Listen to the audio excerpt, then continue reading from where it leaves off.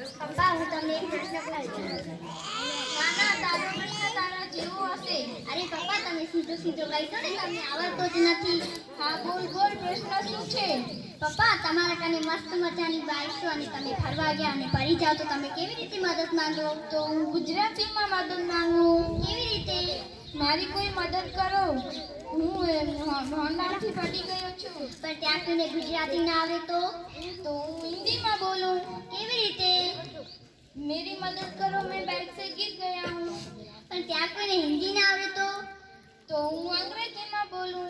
પણ અંગ્રેજીમાં કેવી રીતે?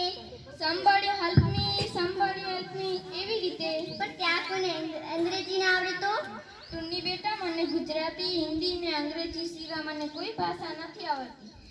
હજી એક ભાષા છે. કઈ? ગણિત. ગણિતમાં કેવી રીતે મદદ માંગાય? વિચારો હોશિયારી મારતા હતા. હોશિયારી તું જ કે.